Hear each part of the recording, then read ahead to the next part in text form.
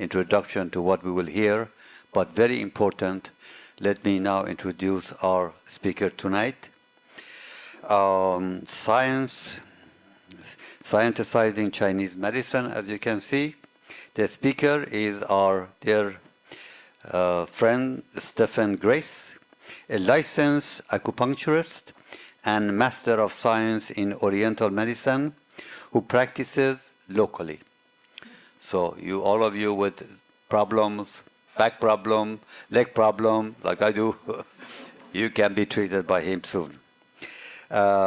Stefan will briefly survey the development of Chinese medicine and show how its contemporary global practice is bound up with peoples of Republic of China. So, as I said, this science has helped millions of people around the world for centuries, and you hear from an expert on that one. Okay, ladies and gentlemen, please welcome.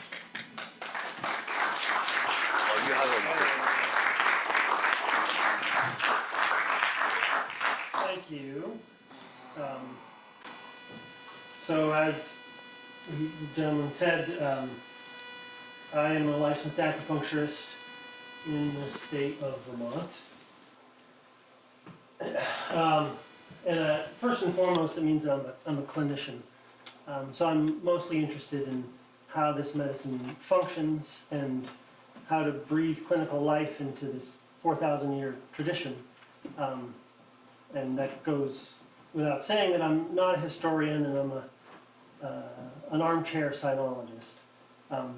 But this kind of understanding and deep dive into the history of the medicine gives a lot of context to my clinical practice, and I feel like it really it heightens that practice. So it's an important thing to do, and this is all important things to study for those of us who are trying to breathe life into these traditions.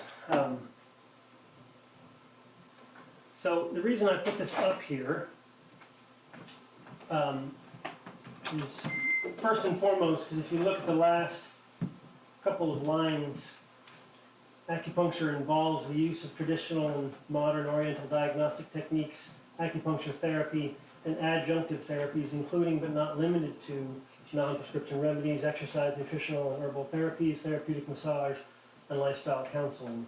So that all sounds like a lot more of things that's not acupuncture. So this is really a broad practice.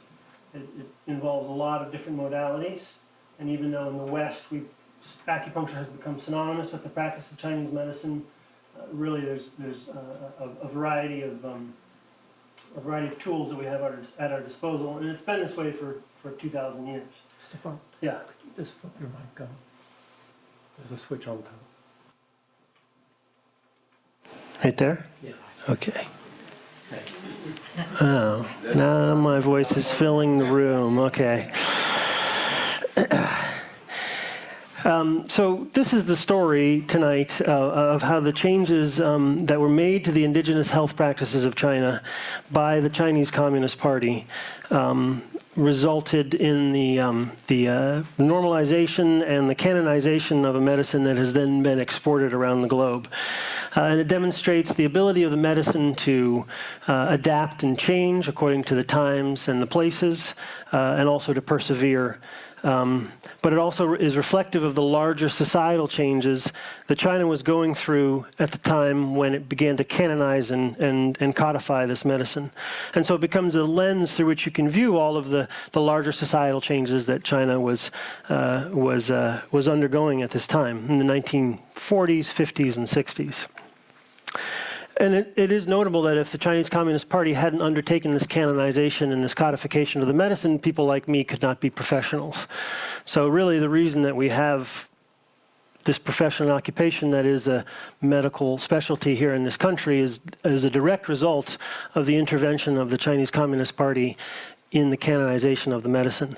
And if that hadn't happened, likely Chinese medicine would go the route of other traditional medical systems, which would be that it was practiced in small communities, but not at all globalized the way that it's become. And certainly not covered by health insurance systems and other and other things that we have in our modern health industries. And as such, we really need to understand that contemporary Chinese medicine can be considered an invented tradition. So it's part of a state-building project. And there were similar things like this going on in Japan and India at the time, but China is unique because it tried to integrate Chinese and Western medicine schools of thought together, and this didn't happen in Japan and India. So probably the best thing is for me to define a few of my terms. The first one is obviously Western medicine. This is what we're familiar with. These are the biomedical practices that we all see every day in our lives in the evidence-based model. The second term is Chinese medicine, and this encompasses a wide array of modalities, like I was saying, and I'm going to go over those in more depth. But it's quite separate from the third term, which is TCM, which is traditional Chinese medicine. And TCM refers to the state-building project that was undertaken by the Chinese Communist Party starting in the 1950s. And this is the invented tradition. And it's a medical construct that is distinct to Communist China. It's post-1956 Chinese medicine that is practiced on mainland China. And today in the West, TCM has become synonymous with all practices of Chinese medicine, including acupuncture or other modalities. But really, this is a term that was created by the Communist Party in order to export Chinese medicine to the world. And they were quite successful at it. So, a little prehistory with Chinese medicine and the practice. This is Zhong Zhongjing. He's one of the great physicians of Chinese medicine. He is the author of the Shanghan Lun, the treatise on cold damage. And he is upheld as the archetypal scholar physician. And to this day, people talk about Zhong Zhongjing as though that's the man they want to be. He kept extensive clinical records, which were then turned into the Shanghan Lun, and his practice was mostly herbs. So the entire Chinese herbal tradition comes down to this man and the records that he kept in the 2nd century CE. The other book that is really important is the Huangdi Neijing. And these are the two medical classics, the Neijing and the Shanghan Lun, that are the root of all clinical practice in Chinese medicine to this day. And throughout its history, Chinese medicine has always been a master and disciple learning tradition. So with its roots in the understanding of these classical texts, it was always a tradition that was passed from master to disciple in a one-on-one setting and based in a deep clinical understanding of what your teacher was doing. And this was exemplified by the classics and continued until 1949 when the communists took over. And the Neijing and the Shanghan Lun, they're very different books. The Neijing is from 206 BCE. It's a much older book. It actually was texts that were written in the Warring States period, which is about 450 or 300 BCE. And then they were coalesced into the text that we now know as the Neijing in about 206 BC. And it is the root of all Chinese medicine. So all of the disparate strands of the practice that we have now today, of which there are, or there used to be an infinite variety, all come back to the Neijing. So if we could really consider the Chinese medicine a single practice, it would be rooted in the Neijing. The reality is that the practice is widespread and there are as many different strands as you can possibly imagine expressed. And that really is the strength of the medicine, in my mind, is its ability to adapt and change and express itself differently. But you could understand how this would be at odds with communist philosophy, who are looking to create a single truth based on didactic materialism. So there was an obvious confrontation being set up with a tradition like Chinese medicine and then with the communists coming to power. So in the Neijing, we have an explicit description of the modalities that are still used to this day. And this is from a passage that describes the different maladies that are going to afflict people in different regions of the country. So in the east, what they're going to suffer from, and in the west, what they're going to suffer from, all according to the different weather patterns and the different risks that they're taking being out in the climates. And it's still to this day, this is pretty much the summation of Chinese medical practice. The Bien stone is the exception to that. The Bien stone is basically a sharpened rock that would be used to cut out abscesses or lance boils. That is not obviously not used anymore. But the herbs, moxibustion, needles, and Daoyin and Anmo, those are manual therapy. So in modern Chinese, you call those Tuina. These are still the crux of the practice to this day. The herbs are used topically and internally, and there is an extensive written record of this practice, exemplified by the Shanghan Lun. Moxibustion and the needles are, in modern times, these are included together. So they say Junju, which means needles and moxibustion. Moxibustion is an herb that you burn on near the surface of the body or on the body. The needles are acupuncture needles, but they're quite different from needles that everybody thinks of when they think of acupuncture today, and I'm going to get into that in a minute. And then Daoyin and Anmo, these are manual therapy, essentially. So you could think of anything that a physical therapist or a massage therapist, bone setting falls into this, which is traditional practice of realignment that is kind of like chiropractic and osteopathy today.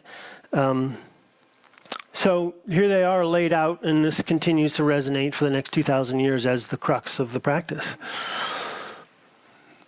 And this is what acupuncture looked like 2,000 years ago. So probably the closest thing that we have to our understanding of acupuncture today is this needle right now, and that needle is probably as long as a pen. It's a very big needle. And you see that this is more like minor surgery, really, than acupuncture as we understand it. These top three needles are non-insertive needles, so they're used on the surface of the skin, and those three are still preserved in the Japanese traditions of acupuncture. This needle right here is a sword needle. This would be used for cutting out abscesses and lancing boils. These are for bleeding. This is the closest thing to a needle that we understand today, but this, like I said, is a very large needle. This is probably a 28 gauge needle. A hypodermic needle is 25 gauge, so that's a little bit smaller than a hypodermic needle. And then this would be used to drain fluid out of large joint spaces if you had a ruptured bursa sac or something like that. So these were all made out of bronze. This is a reconstruction. There are no actual artifacts of these needles left, but there are very detailed descriptions of what these needles are in the medical classics and the Neijing, and there are drawings. So they can reconstruct them. But this is, like I said, it's quite a different notion of what acupuncture is today. But for the purposes of this talk, we're going to assume that when I say Chinese medicine, we're using all of these modalities, unless I suggest otherwise. It's going to be including acupuncture, manual medicine, herbal medicine. And then that brings us forward 2,000 years to this Chinese surgical toolkit drawing from a French textbook. He drew, the French doctor made an illustration of a Chinese surgical kit in 1907. And this looks not that dissimilar from this. And what you see up here in this corner is a set of acupuncture needles. So this would suggest at the turn of the century in China that the line between Chinese and Western medicine was quite blurry. And also, just to give you scale, I mean, if you imagine that these are a pair of scissors, so again, these are really long needles. These are at least as long as a pen, 6 or 8 inches long. And at this point in time, acupuncture had actually been on the wane for about 300 years and was not a very widely used modality.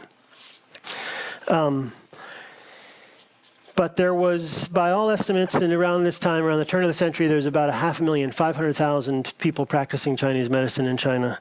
And it was the primary source of medical intervention for almost 600 million people. Western medicine had only just begun to make inroads there by the very latter part of the 19th century. There was a handful of Western medical schools being set up in East Asia, but by far Chinese medicine was the primary source of healthcare for a lot of Chinese people. And Chinese medicine was being used to treat everything from minor injuries and illness all the way up to infectious diseases like smallpox and cholera and diphtheria, typhoid fever and scarlet fever. It's hard to know how effectively they were treating these infectious diseases, but they were doing it. And it's also important to note at the turn of the century that the practice was more associated with herbs. So acupuncture was on the decline. Herbal medicine was really the crux of what most people were considering Chinese medicine. And acupuncture didn't come back into use until the 1930s. And it had actually been outlawed in the early 1800s. And so for about 150 years, it was being used less and less and less until the communists came into power and made it really the center of their vision of TCM, of what the medicine would be. So this is a cartoon from the turn of the century. There's China, asleep as the imperial powers, Britain, Japan, France, etc., build their railroads right over top. And this is a very difficult time for the Chinese, and it really sets the stage for all of the changes that happen in the 1920s and 30s, and then eventually the 40s when the communists come into power. There's multiple wars that have happened in the 1800s, the Opium Wars with the British that led to territorial concessions to British, France, USA, Germany, Italy, Russia, and Japan. So they were occupied by multiple foreign powers. There were internal rebellions inside the country that laid waste to huge areas of the country that made it difficult for them to contribute any money for tax revenue. They lost another war to the French, and then another war to the Japanese, which lost them control of Indochina and Korea. And then eventually the Boxer Rebellion happens in 1899, and the foreign allies exact more indemnities, and now the Chinese government is paying, by some estimates, as much as 44% of their annual revenue to indemnities. So they're occupied and very poor, and they have no resources. And they're being forced to engage with foreign powers on terms that are set by Westerners, and this just underlined their subordination. And then in 1911, eventually the Qing dynasty collapses, and this is the end of over 2,000 years of dynastic rule in China. In 1912, the Republic of China is established, and Sun Yat-sen is the first president. He is a medical doctor, and this is important because he has strong opinions about Chinese medicine and traditional practices. And then again, the country falls into chaos from 1916 to 1927. It's called the warlord period. And then eventually the nationalists finally gain control of the whole country in 1927, and they begin some state building projects. And one of the state building projects in 1928 is to immediately outlaw Chinese medicine, which backfired kind of fabulously in their faces. And that brings us to this, which is the title of the lecture here. So it's notable that this last character here, Hua, which is translated into transform, but really the character means to break things down into small pieces and then to build it up into something new. So this is really the attitude that they were approaching not only Chinese medicine, but their entire traditional culture. They thought that their practices were superstitious and unhygienic, and they were looking to modernize in any way possible. And this phrase becomes synonymous with that process of modernization. And that's more than actually having anything to do with the investigation of nature that we understand the word of science. It really has to do with modernization. So with the outlawing, or the attempted outlaw of Chinese medicine in 1928, there's mass demonstrations, and the whole profession has to stand up for itself for the first time. And And this is likely what saved them from extinction, frankly. And so they established a few schools, they wrote some textbooks, but none of this is state-sponsored, and it's all practitioner-driven. And this is important because it stands in stark contrast to what the communists do, which is entirely state-building, and has nothing to do with any of the practitioners of this medicine. And Scientization, this process of Scientization, it's embraced by the Chinese medical community. They see it as a way to save their profession. They make some concessions to allow some changes to their medicine, they allow some things to go, and then they take advantage of some other things, like acupuncture is brought back. So this is the 1930s at this point, and acupuncture is revived because this is something that can be scientized. And the way that their scientization is accomplished is by taking the channels, which were traditionally drawn, and superimpose them onto photographs of the body that are anatomically correct. So it's this marriage of a Western understanding of anatomy and physiology with the channel system, the acupuncture channel system, which had never been done before. And then this carries on into TCM and becomes really one of the bedrock ideas of TCM. The nationalists eventually end up back in war with the communists, and none of their state building or none of their medicine initiatives really come to pass at all. But it's important to note that all of the changes that they suggested and all the changes that they wanted to put in place, eventually the communists implement. So a lot of what the communists claimed to be their own ideas were actually come up with during the nationalist era.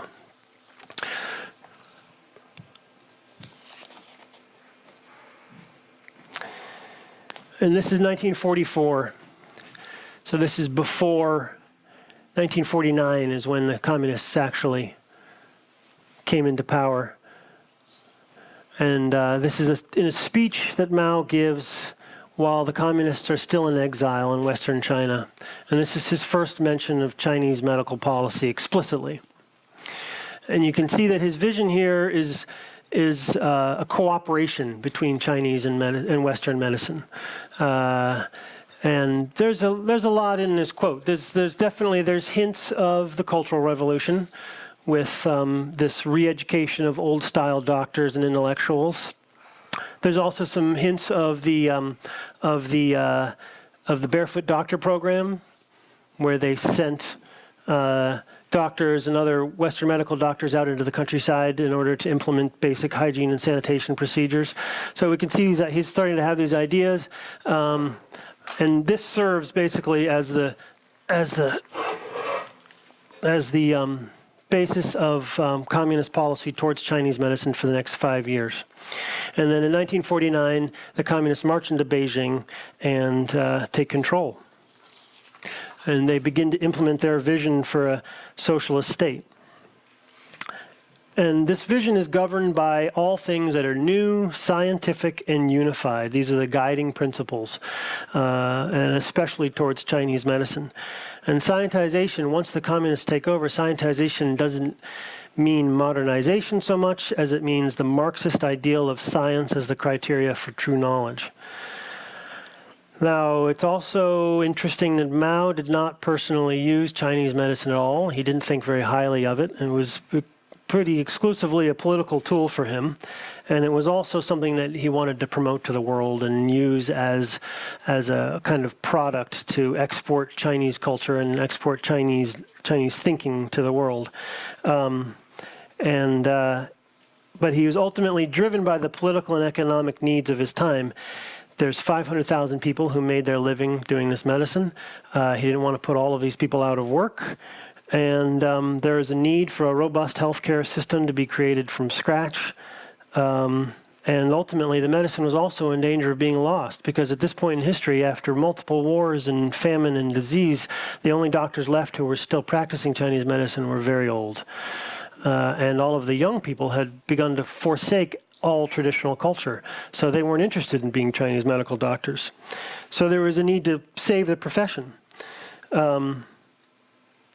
And his first attempt at normalizing and regulating the profession was to have all of the Chinese medical doctors take an exam in Western medicine. They could not have their licenses to practice unless they passed this exam in Western medicine. And I think something like 95% of the people failed. And that was a bad idea. So they scrapped that idea and they decided to go the other way and instead train Western medical doctors in Chinese medicine. Because at this point, Mao's philosophy shifts from that of cooperation between Chinese and Western medicine to unity of Chinese and Western medicine. And he has this idea of creating a one medicine, a global medicine that will then be exported to the world. Dialectical materialism is at odds with so much of Chinese thought that it's kind of hard to imagine this being something achievable from our standpoint. So many of the ideas behind Chinese medicine and Chinese thought are metaphysical in nature, that the fact that it could be reduced down to a single material truth it's not possible. But this is what Mao dictated, and that led him to his next project.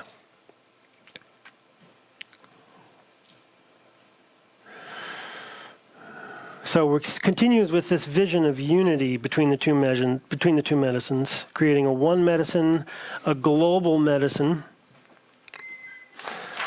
And he does that by creating a class of doctors called Western Doctors Study Chinese Medicine.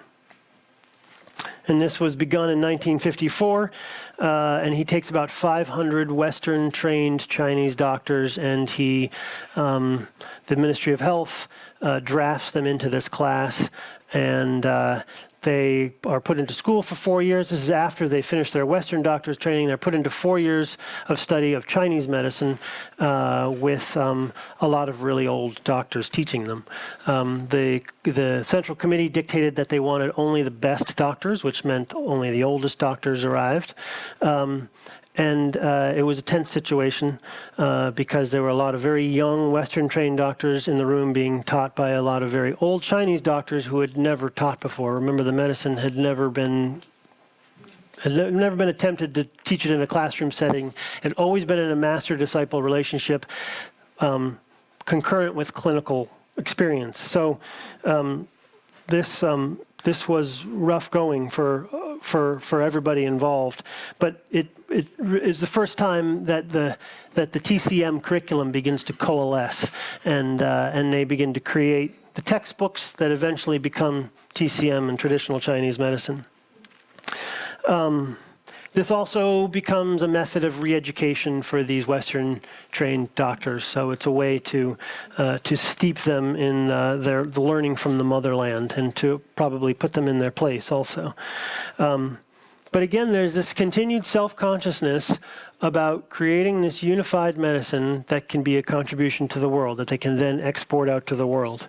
And this is kind of the thread that continues through all of his speeches. And so this class begins in 1954 and runs to 1958.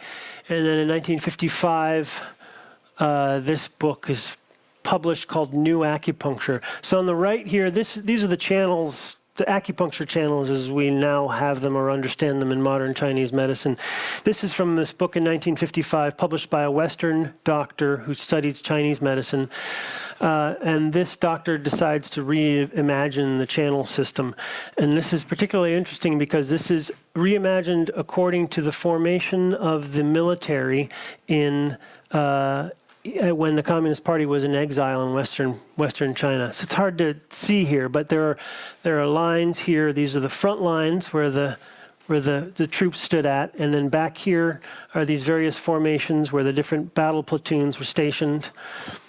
So this is like a totally made-up thing, and I mean this is like based in physiological reality, and this is something that somebody thought was a good idea, and is not based in any reality, but it adheres to Chinese communist philosophy. So more than anything, this just demonstrates to me this idea that they could take these ideas that had been passed down for thousands of years and use them for their own ends. And this really marks the revival of acupuncture. In 1955, this book is called New Acupuncture. So this is this communist cadre's re-envisioning of acupuncture according to communist ideology. The points are all the same, by the way. So she has retained all of the same points that we have on the modern channel system, but these lines and configurations are all totally fabricated. And around this time, it's also significant, is that the term TCM first appears. TCM is an English term that was made up for a foreign audience. There is no Chinese version of TCM. Nobody in China uses the word TCM or a Chinese version of it. So this is, again, something that can be exported and shown to the world. And it worked because TCM is synonymous to this day with the practice of Chinese medicine. And then also in 1956, the first TCM schools are created. And this is based in the Western doctors study Chinese medicine curriculums. And it's the first TCM schools are a six-year course of study, 2 years of Western medicine, 4 years of Chinese medicine, and then the first class finishes in 1962. And then in the late 50s, the TCM department is created, and they open TCM hospitals, and they create schools to educate the new practitioners, and then they therefore realize that they also will need teaching materials because nobody has ever taught this material from a textbook, so they have to start writing textbooks. And this really marks the coalescing of TCM as we know it today, where it's practiced in hospitals, which had never been done prior to that in Chinese medical history. It is taught out of a series of textbooks, which it had also never been done prior to that in Chinese medical history. It's included in the national healthcare system of China. And these curriculums, these early curriculums in the 1950s include acupuncture, Tuina, which is a manual therapy, and bone setting. There's no mention of herbs. Herbs at this point have been forgotten by the Communist Party, and they've decided to focus on these other manual therapies. And I think I suspect that it has to do with the fact that acupuncture makes for a perfect low-cost healthcare solution. It's easy to teach, it's cheap, there's no special equipment that's needed, and so it's revived by the Ministry of Health, and there's a real focus put on it in the curriculums. And it's also exotic in nature, and really easy to export as something that is quintessentially Chinese.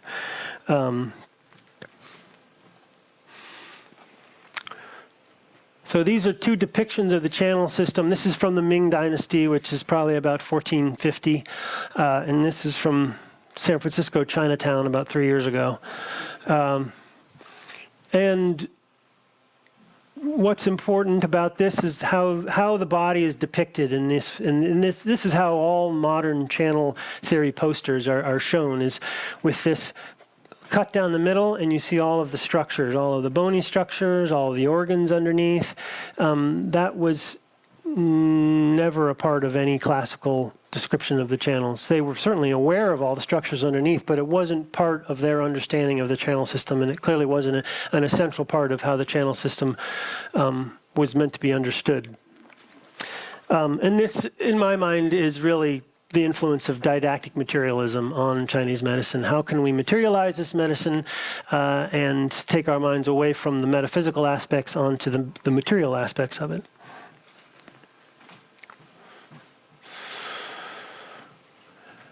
And then in the late 50s, 1958, Mao gives, this is really his last explicit statement about Chinese medical policy.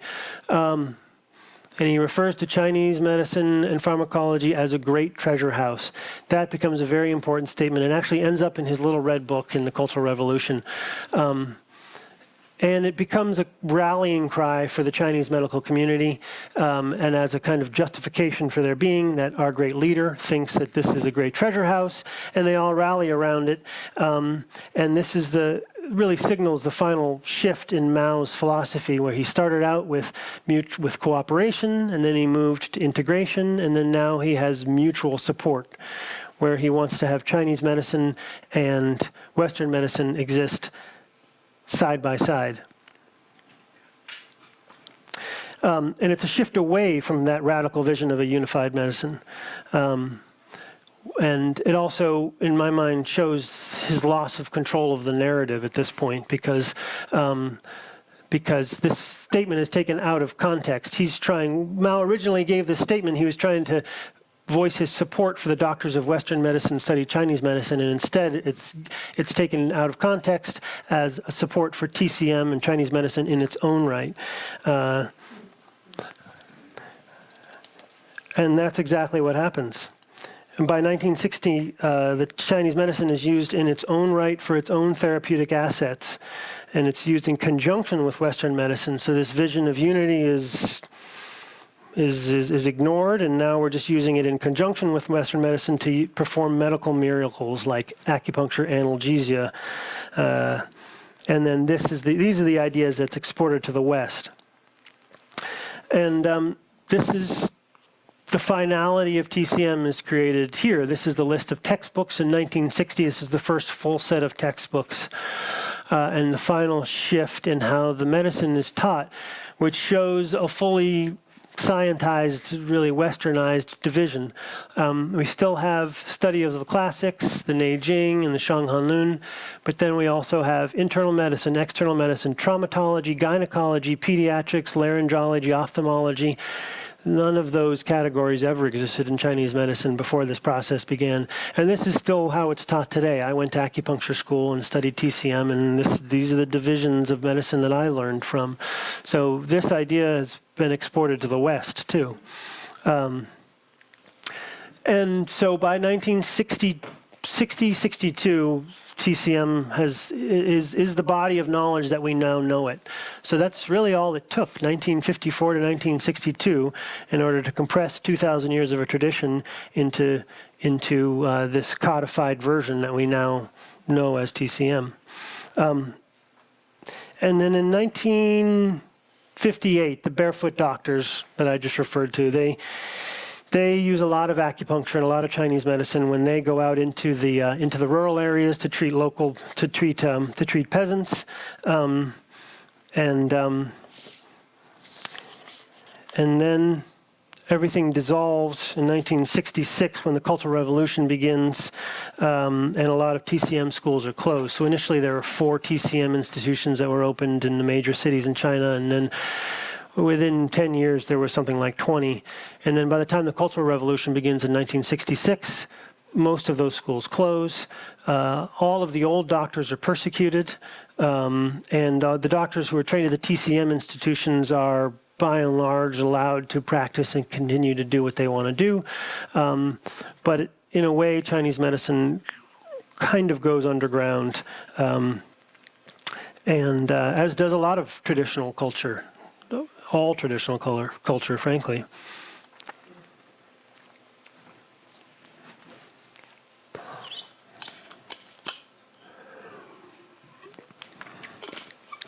And then in 1971, during the run-up to the summit between Mao and Nixon, I'm sure many of you will remember this. This was before I was born. While Henry Kissinger is in Beijing laying the groundwork for this summit, the New York Times correspondent James Reston falls ill with acute appendicitis and has to go to the hospital to have an operation, and they use acupuncture for analgesia. And then he comes home and he writes this article, and this is the West's first introduction on a really mass scale to acupuncture. And this article, it's on the front page of the New York Times in 1971. It has a resounding effect, and it's really this article that is responsible it catalyzes the professionalization of Chinese medicine in the West, and it opens the doors for other writers, thinkers, and doctors to come to China to begin to study these traditional practices. And then in the mid to late 70s, we see the first legalization of acupuncture in the United States and California, and the opening of the first schools in California and the West. And then it also gives birth to a whole genre of writing of Western thinkers interpreting Chinese medicine for other Westerners. And this is still largely how it's done. All of my textbooks in Chinese medicine school were written by Westerners writing about Chinese medicine. So there's always this intermediary between you and the source of it. And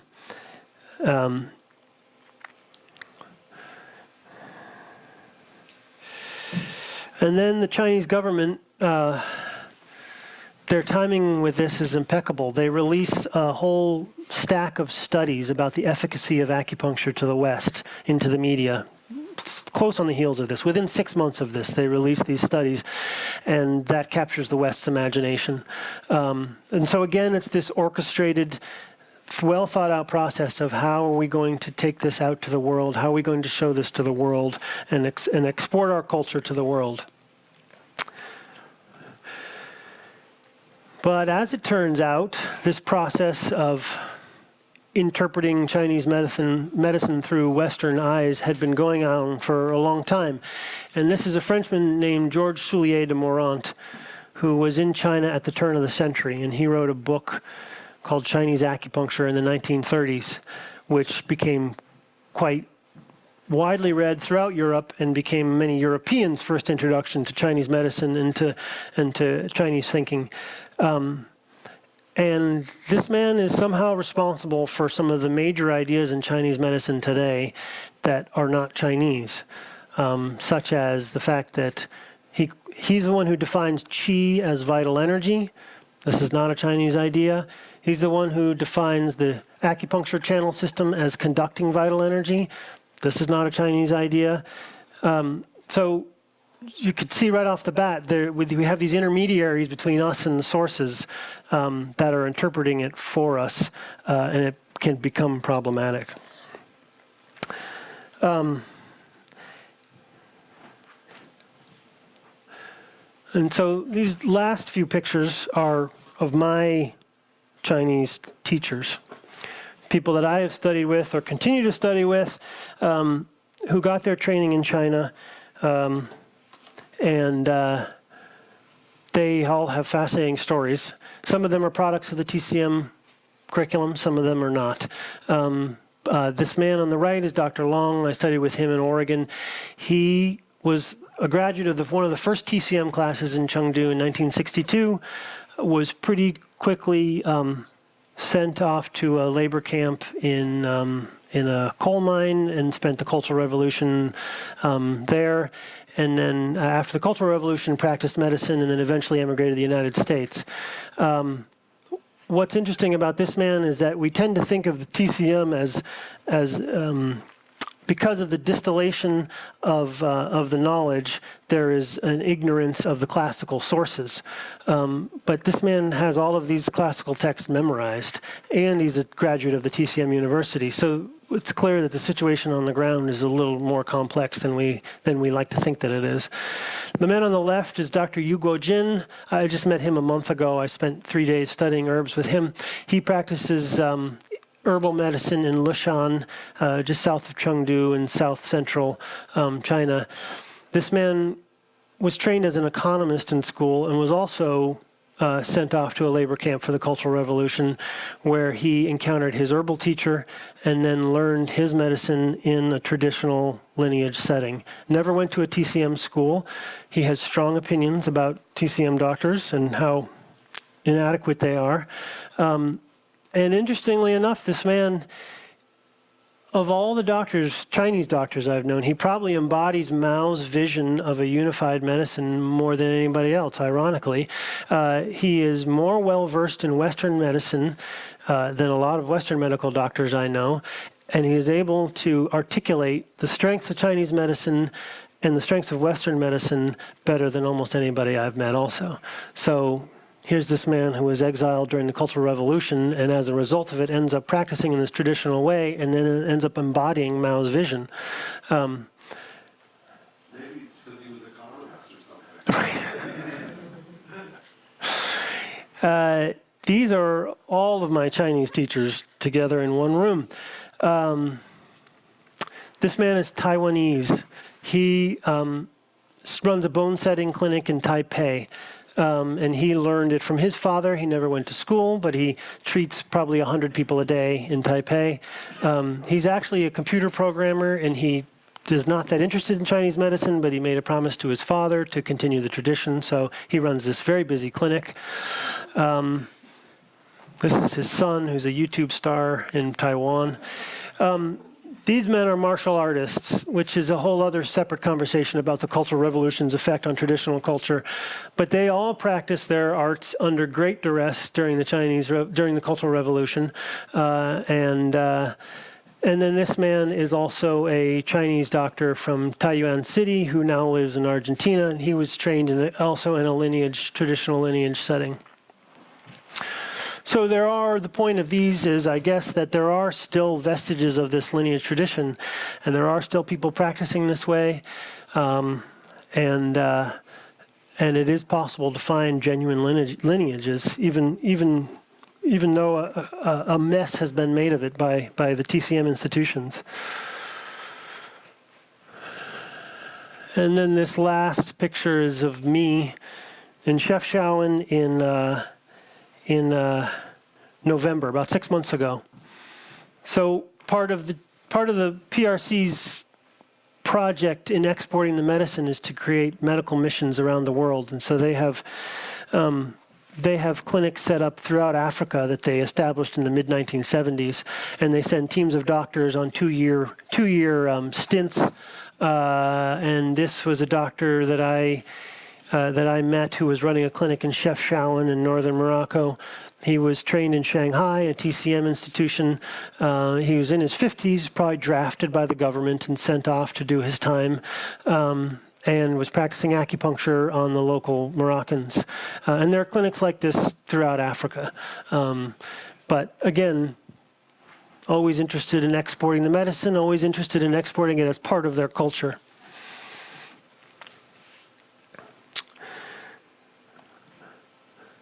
And so, probably in conclusion, like I was saying earlier, regardless of the institutionalization, there still remains a lot of pursuit of plurality in the practice of the medicine in China and in the West.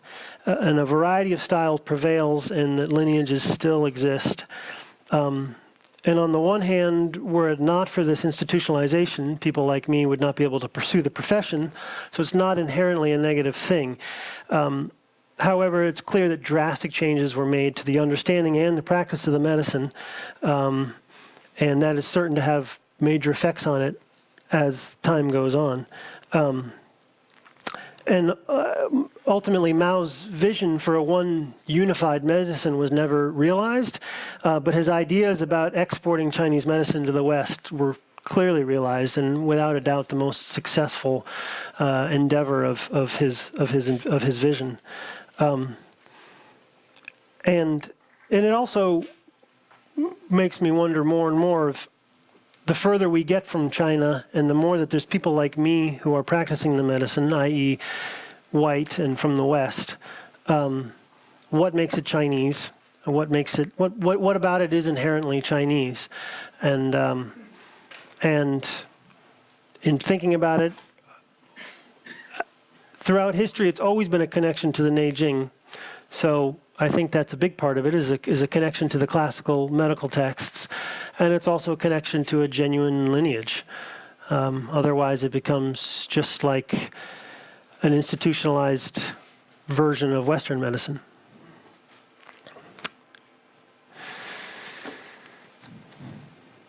That's it.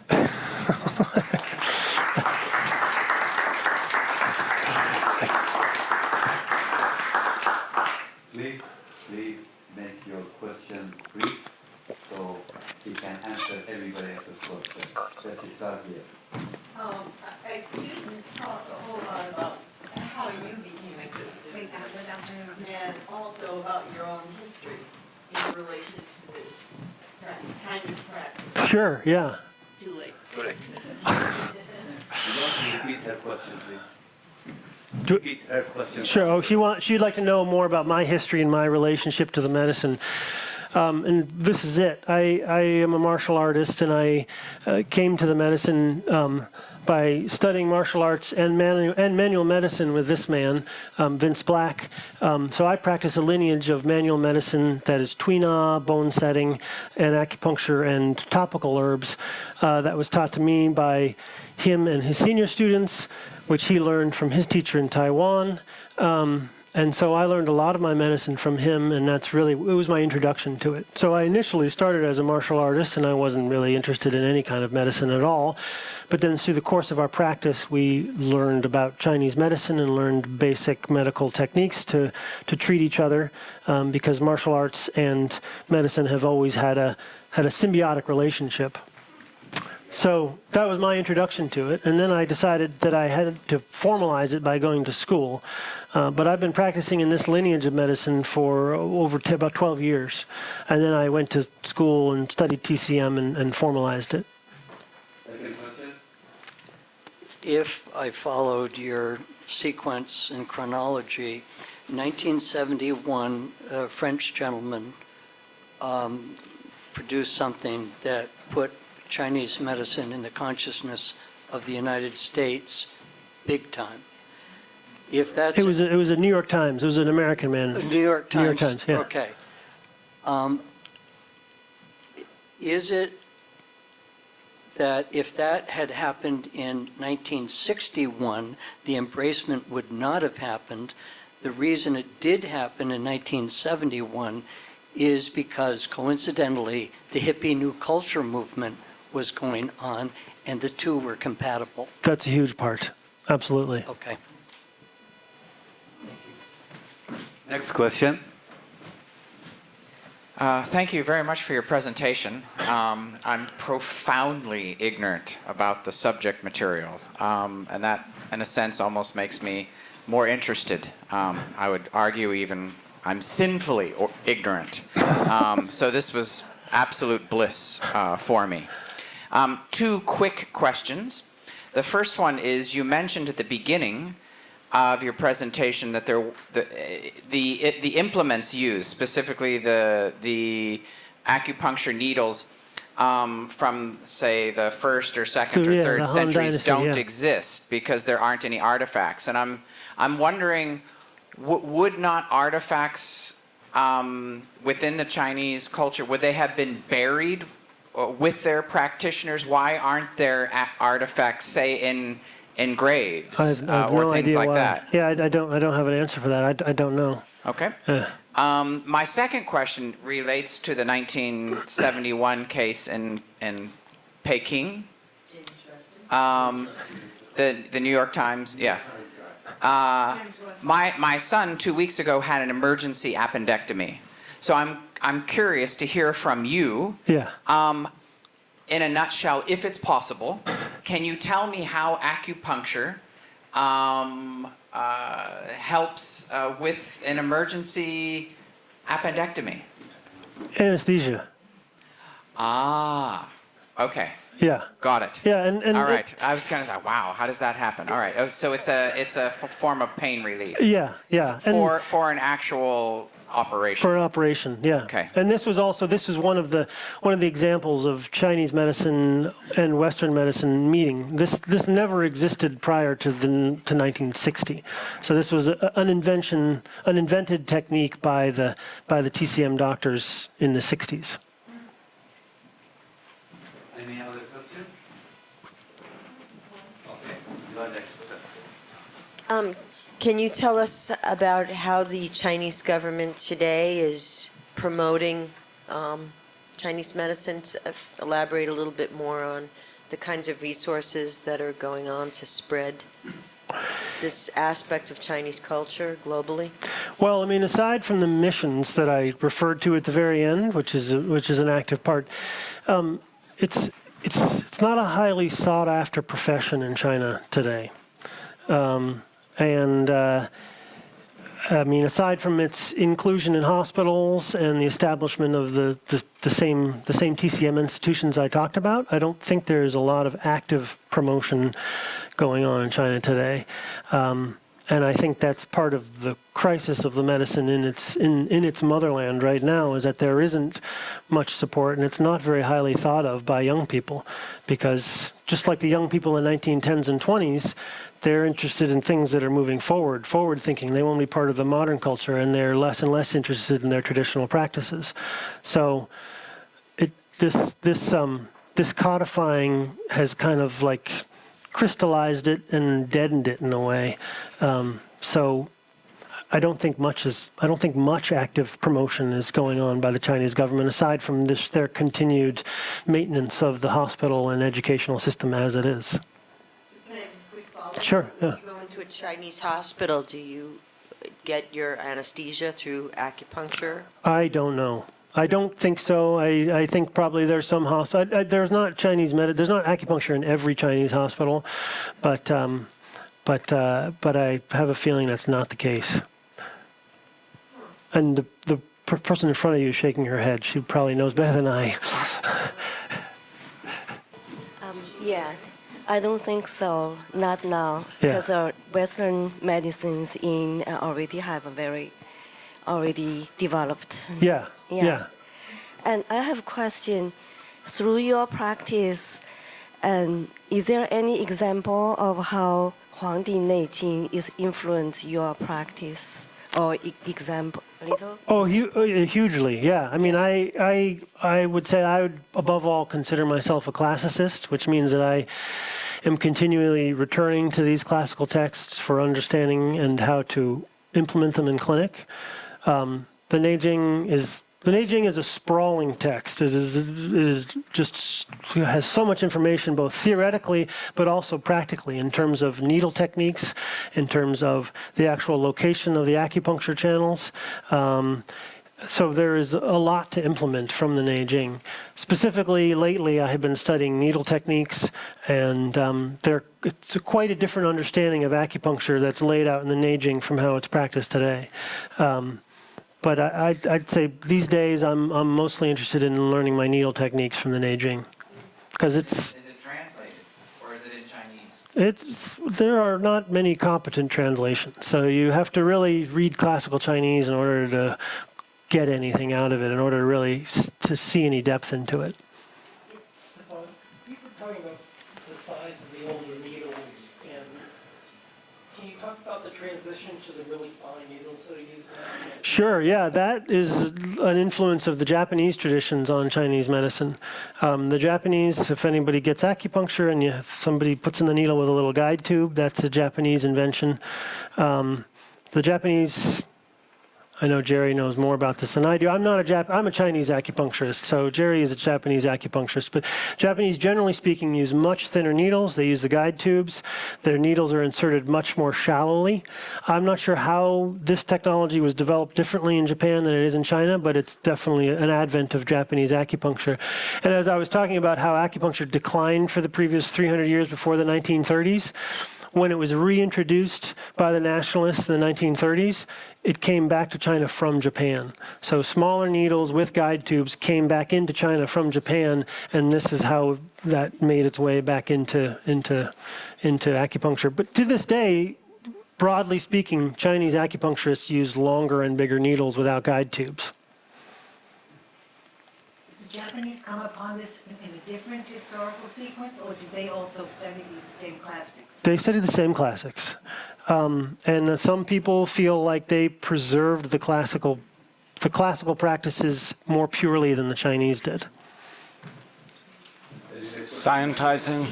Can you talk a little bit more about scientizing? About the word? Well, when you show the channels there, if you could go to that slide, is there any physical? Do those don't follow any Western medicine's notion of a channel? Well, they do. Do they? Yeah. What would that be? Well, the channel system. This is a deep topic. The channel system, as it's, and again, I'm a classicist, so I'm just going to talk about the Neijing. The channel system is described in the Neijing. This is where the channel systems the map that we now know today mostly comes from the Neijing, and there are chapters in which the channels are described in extremely minute physiological detail. What the channel system is it is a terrain of, this is how I think of it, it's a terrain of tissue that involves your skin, fascia, blood vessels, and skeletal muscle, and the channels are functionally united. So in Western anatomy and physiology, we've cut up all of these structures into separate parts, but the channels are united, functionally speaking. So those are all working together like a train. So that's my understanding of the channels. Yeah, I had the opportunity to go to the Tibetan Medicine Museum in Jining, China, and I'm seeing from, I don't know, Middle Ages and further back, many of these kinds of diagrams, and the amazing fact that they were doing cataract operations about AD 800, and I'm wondering, given Tibet's more isolation, whether some things got developed there early, historically, or how do you have any sense of Tibetan medicine in contrast to Chinese medicine? I don't know a lot about Tibetan medicine, but I'm sure that they influenced each other. Go ahead. Yeah. Jerry knows about it. Yeah. Could you repeat the question and then answer? Yeah, so the question was about the influences towards developing Tibetan medicine, I guess, in one way, historically. Yeah. So Tibetan medicine actually came in between. So Ayurvedic medicine developed in India, and then Chinese medicine in China with a lot of interaction between them. And then my understanding historically was that it kind of circled up around into Tibet and then came from the other way from India up in Tibet. So Tibetan medicine is actually closer to Ayurveda, even though there's like 75% overlap in theories between Ayurveda and Chinese medicine. Tibetan medicine is a little closer to Ayurveda than to Chinese medicine. We have one more question here. I just wanted to ask you, in your relationship with other therapy, physical therapists, chiropractic, and so forth, they've learned much of what they are trying to fix by what you really learned. And is that correct? I mean, they know where these nerve endings and so forth are, but they obviously are never as educated as you are. But are you approached by people in these practices now so that you can talk about this at all? More and more, yeah, more and more. There's an increasing acceptance of what I do into the medical system in this country. So I would say yes. There's more dialogue with other practitioners. Is there anyone else? I have a question myself, but if there is nobody else, I can have a question. What are the name of the herbs used in China?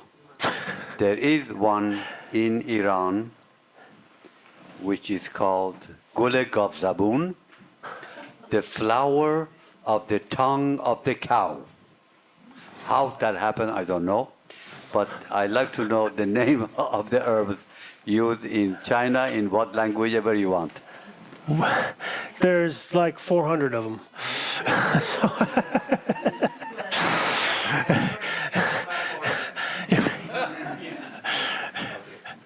The major ones. The major ones? Yeah. Well, there's Guizhi, Baishao, Xiaoyao, Gansao, Shengjiang, Dahuang, Mangshao, Zhishi. Should we keep Do going? they have any English translation by any chance? Yeah, well, the first one I started with is Guizhi, which is cinnamon twig. And Dahuang is rhubarb root. Xiaoyao is peony root. Shengjiang is fresh ginger. So these are all recognized. A lot of them are recognizable plants to us. We have two more questions. One is here, and then we get back to you.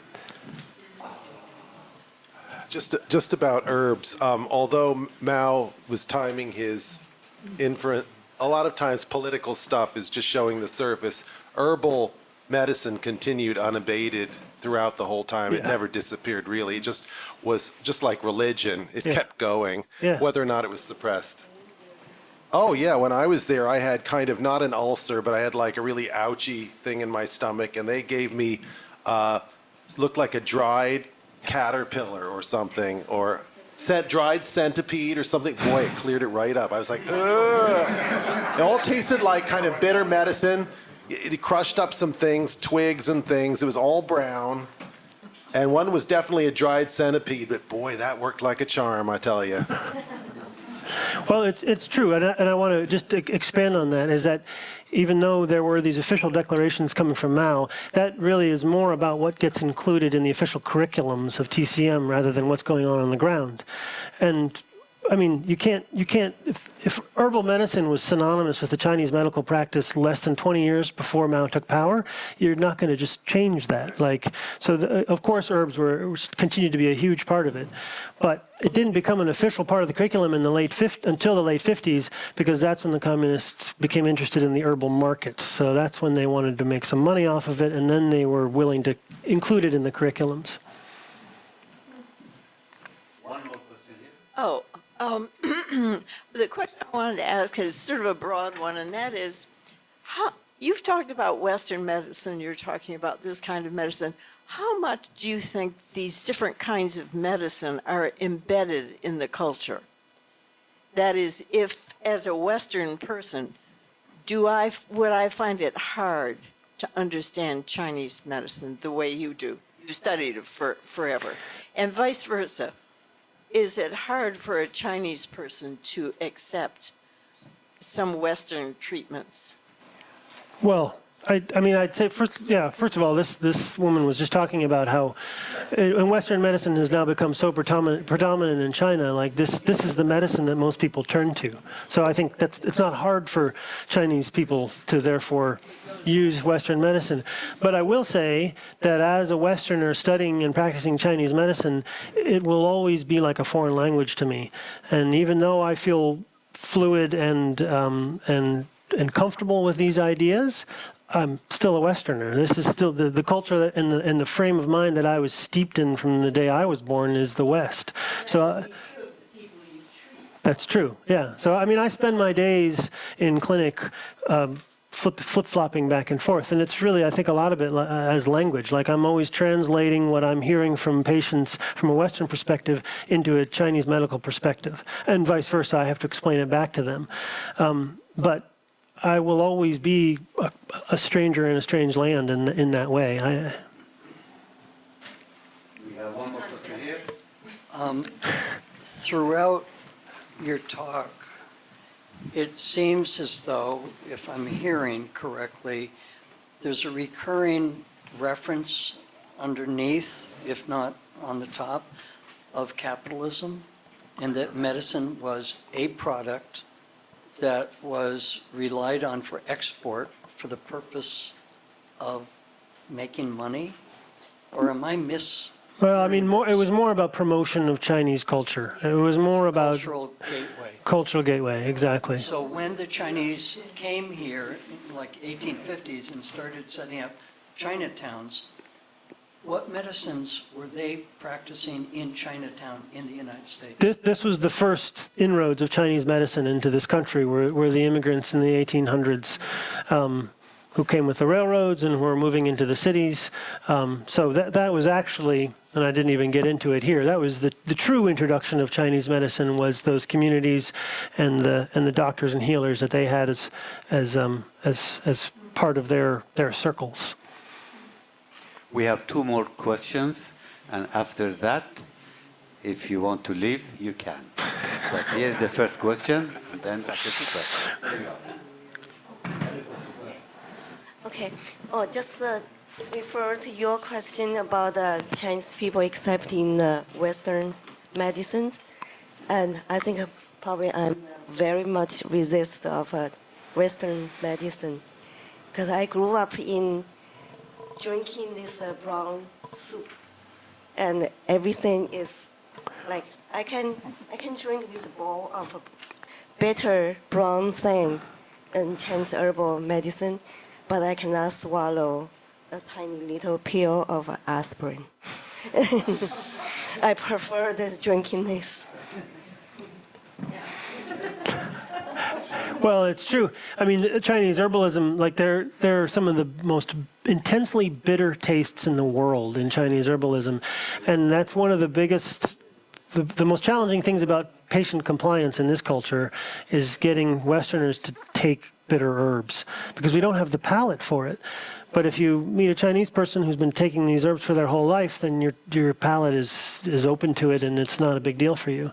You give the same herbs to a Westerner, they will probably vomit. I've seen people get really nauseous from the extremely bitter herbs. I'm as impressed with someone's or your linguistical ability as I am your knowledge of medicine. You mentioned that you often refer for your seminal texts to these two. My question is, to what degree has the Chinese changed from the 1st and 3rd century to today? It's a different language. Well, that's. Yeah, it's classical. I mean, I don't speak Chinese, but I studied classical Chinese, which is a little bit like studying Old English. It's completely useless, like in a practical sense.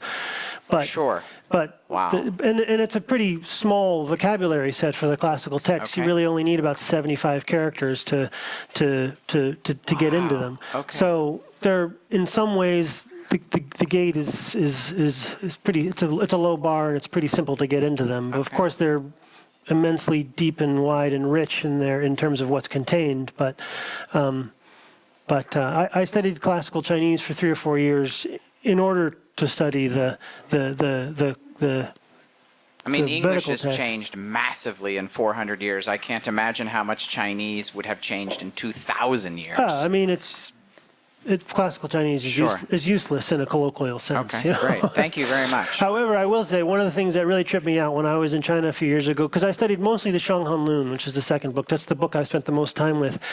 And I read the Shanghanlun over and over and over and over and over. And then I was in China and I was like, wow, there's all these Shanghanlun quotes on the road signs. So there is enough character overlap for there to be in colloquial Chinese some references to the classics. Thank you very much. And also, by the way, just to build on that, if you go to China and you want to put some air in your tire, the sign you look for is qi. So, qi is a big idea. Go ahead. We have one more question, and this is the last question. Here he is. It's not the last. Yeah. I wonder if, I find myself just fascinated. They're recording it, so it's recording. Okay. Up to your